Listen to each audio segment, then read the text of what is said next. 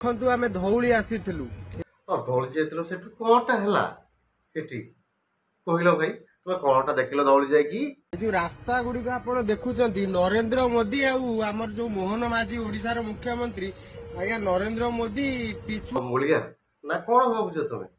କାହିଁକି ନରେନ୍ଦ୍ର ମୋଦି ହଉଛନ୍ତି ଆମ ଦେଶର ପ୍ରଧାନମନ୍ତ୍ରୀ, ଆଉ ସେ କଣ ଏଠି ଆସିକିରି ତମର ଧଉଳିକୁ ବାଲି ଗୁଡ଼ି ସିମେଣ୍ଟ ଘୋଲେଇକି ନିଜେ ରାସ୍ତା ବନେଇତେ? ନା ଆପଣ କେବେ ଦେଖିଥିଲେ ନା କୋଉଠି ପ୍ରଧାନମନ୍ତ୍ରୀ ଆସିକିରି ବଜୁରିକିରି ଗୋଳଉଥିଲେ। ମୋହନ ମାଝୀ ବାଲ୍ଟିରେ ବୁଡେଇକି ଆଜ୍ଞା ଏ ରାସ୍ତାରେ ଢାଳିଛନ୍ତି। ଦେଖୁନାହାନ୍ତି ଏଇଠି ଦେଖନ୍ତୁ ଆଜ୍ଞା ଲେଖା ହେଇଛି ଜାତୀୟ ରାଜପଥ 316 ଧଉଳି ପାହାଡ ରାସ୍ତା।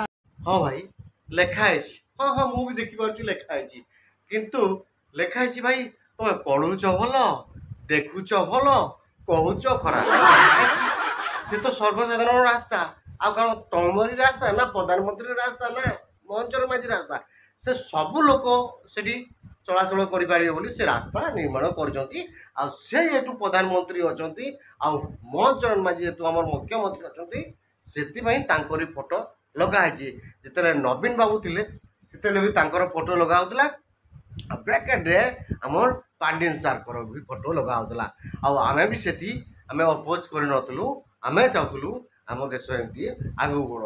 ଆଉ ତମର କଣ ଅସୁବିଧା ହଉଛି ଯେ ସେ ଫଟୋକୁ ଯାଇକି ମାନ୍ୟବର ମୁଖ୍ୟମନ୍ତ୍ରୀକୁ ମୋହନ ମାଝୀକୁ ତମେ ସେଠି କହୁଛ ବାଲି ଗୁଡ଼ି ସିମେଣ୍ଟ ଘାଣ୍ଟୁଥିଲେ?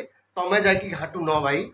ଏହି ରାସ୍ତା ସର୍ବସାଧାରଣଙ୍କ ଉପଯୋଗ ପାଇଁ ଉଦ୍ଦିଷ୍ଟ। ଏହାର ଉପଯୁକ୍ତ ଯତ୍ନ ନେବା ଆମ ସମସ୍ତଙ୍କର ଦାୟିତ୍ୱ। ମାନ୍ୟବର ମୁଖ୍ୟମନ୍ତ୍ରୀ ଓଡିଶା, ନିର୍ମାଣ ବିଭାଗ ଓଡିଶା। ମାନେ ଏଠି ମୋଦି ଫଟୋ ମରା ହେଇଛି, ମୋହନ ମାଝୀ ଫଟୋ ମରା ହେଇଛି। रे भाई भूलेगी रे भूले तम फटोटा लगेगा रे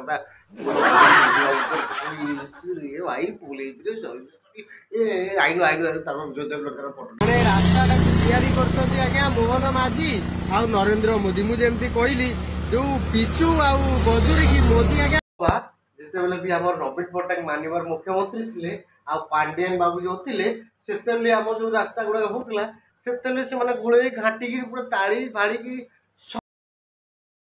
ଗୋଳଉଥିଲେ ବେଞ୍ଚା ପୁରେଇକି।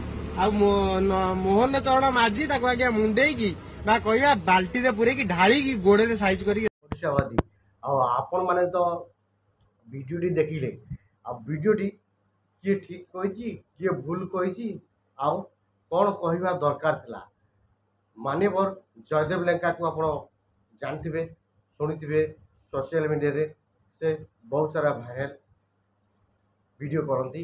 ଆଉ ମାନ୍ୟବର ପ୍ରଧାନମନ୍ତ୍ରୀ ହଉ ବା ବିଜେପିକୁ ସମର୍ଥନ ସେ କରୁନାହାନ୍ତି, ଆଉ ସେ ନବୀନ ପଟ୍ଟନାୟକକୁ ସମର୍ଥନ କରନ୍ତି।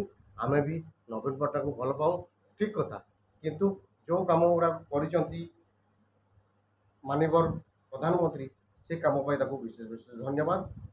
ଆଉ ଏବେ ନୂଆ ମୁଖିଆ ଆମର ଯିଏ ମୁଖ୍ୟମନ୍ତ୍ରୀ ଅଛନ୍ତି ମୋହନ ଚରଣ ମାଝୀ, ତାକୁ ବି ବିଶେଷ ବିଶେଷ ଧନ୍ୟବାଦ।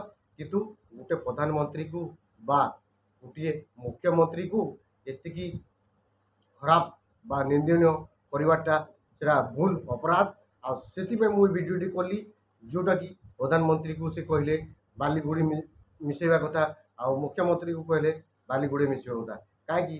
ସେ କ'ଣ ଦେଶର ମୁଖ୍ୟମନ୍ତ୍ରୀ? ତାଙ୍କର ଆଉ କିଛି କାମଧନ୍ଦା ନାହିଁ? ଆଉ ଆପଣମାନଙ୍କୁ ଯଦି କିଛି ଭିଡ଼ିଓ ନାହିଁ କି ଆପଣଙ୍କ ପାଖରେ କିଛି ଭଲ କଣ୍ଟେଣ୍ଟ ନାହିଁ, ତ ଏମିତିଆ ପ୍ରଧାନମନ୍ତ୍ରୀ ନାଁରେ ବା ମୁଖ୍ୟମନ୍ତ୍ରୀ ନାଁରେ ଏମିତି ଖରାପ ଭିଡ଼ିଓ କରନ୍ତୁ ନାହିଁ। ଭିଡ଼ିଓ କରିବାଟା କିଛି ମନ୍ତବ୍ୟ ଖରାପ ନଥିଲା, ଆପଣଙ୍କୁ ଗୋଟେ ଶିକ୍ଷା ଦିଆହେଉଥିଲା। ଆପଣ ଭଲ ଥାନ୍ତୁ ବା ଖରାପ ଥାନ୍ତୁ ବା ଯେକୌଣସି ଲୋକ ଥାନ୍ତୁ, ଯେହେତୁ ଭିଡ଼ିଓଟି କରୁଛନ୍ତି ଭାବି ଚିନ୍ତି ବୁଝିକି କରନ୍ତି। ସୋସିଆଲ ମିଡ଼ିଆ ହେଉଛି ସମସ୍ତଙ୍କର ଅଧିକାର, ସମସ୍ତେ ନିଜ ମତ ଦେଇପାରିବେ। ଆପଣ ସେଠୁ ମତ ଦେଇପାରିଥିବେ ଏ ଜାଗାରେ ଏମିତି ହେଇଥାନ୍ତା, ଏମିତି କରିଥିଲେ ଭଲ ହେଇଥାନ୍ତା, ସେଠୁ ଆକ୍ଷେପ କରି ଆପଣ ଯେତେବେଳେ କହିଲେ, ତ ଭିଡ଼ିଓଟା ମୁଁ ସେଥିପାଇଁ ତିଆରି କରିଛି।